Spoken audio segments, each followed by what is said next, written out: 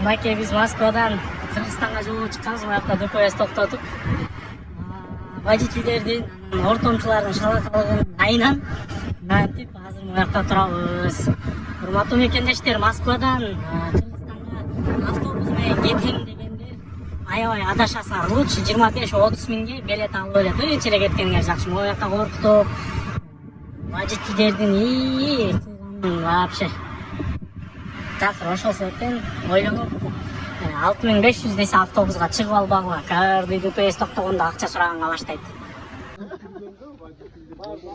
Мына биз кечитен бери Дешикпор мынакей турабыз. Ошол жана Казакстан номери менен Москвадан салган жерде азыр ФМС Дешикпор кече түштө кармаган 1 сутка болот уже.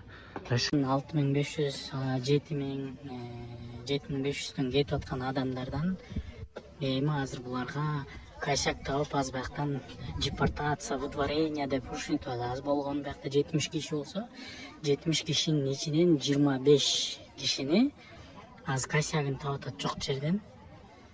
Мына урматтуу мекендештер, ушу айрыкча Москвадан Кыргызстанга кетип аткан автобуска вообще чыкпагыла.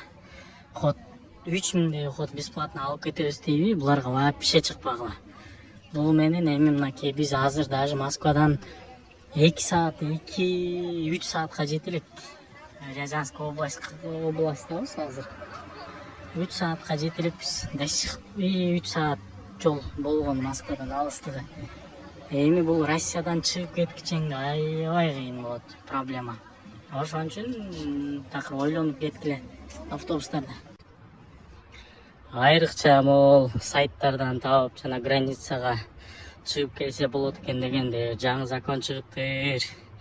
Кайра айтканга туура келип атат. Бизге окшоп албагыла.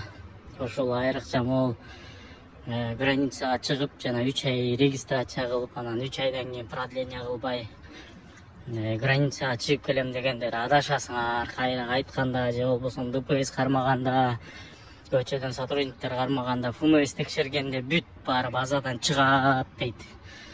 Россияга кирдиңби 1 жыл же болбосо 3 ай жүрүп продление кыла албасаң, анда лучше Кыргызстанга кетип, кайра кийинки жылы келгенге туура келет экен. Ушул эсиңерде болсун.